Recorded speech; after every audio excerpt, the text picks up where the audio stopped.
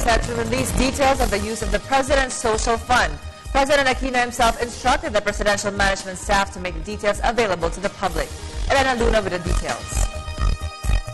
President Aquino is open to present the details of how his office spent the Presidential Social Fund. The move is in response to calls for the fund to be scrutinized. In an interview with members of the media, he said he will direct the presidential management staff to do this. I-authorize natin, papalabas sa PMS sa mga ginastos over the 3 years that I've served as president. At kung gaano kalaki na yung pondo. Dahil nga napakamasinop, napakamaingat natin gastusin yan. The president said part of the fund is used to give assistance to soldiers and policemen. Pag meron tayong mga kapulisan, kasunduluhan na nasugatan o namatay, no? Tinutulungan natin from that social fund. Kung namatay, makabalik yung pamilya nila o na parang better, no? Economic footing, lalo na pag yung namatay ay sole breadwinner.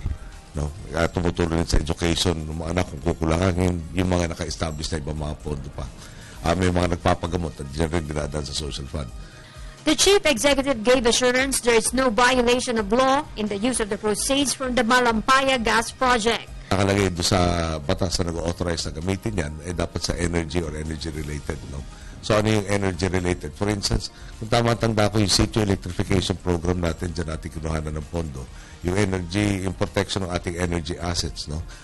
Assets for the Navy and the Coast Guard, anything also the Air Force, no? May part-team mapa-fund natin para ma-upgrade o makatulog sa modernization. Yung also yung plano para maibsan yung problema ng kuryente sa Mindanao. Kung magkakaroon tayo ng bridge financing for cooperatives to buy their gensets, no?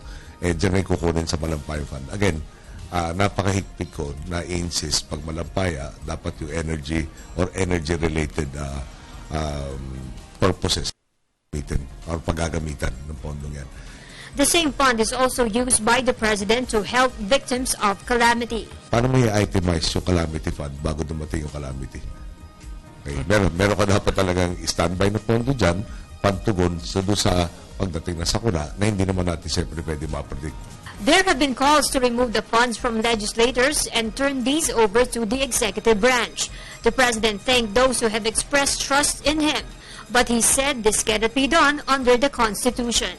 Kailangan natin gawin permanente system, no? Na paano kung yung may mga abuso na naman, may pumalit sa akin na abusado, paano ang check and balance mo? Yun ang papel ng Kongreso, no? Hindi isang tao, in effect, nagdidikta, no? Kaya itong kinatawan, dapat na kumakatawa ka sa interest ng iyong sinasakupan.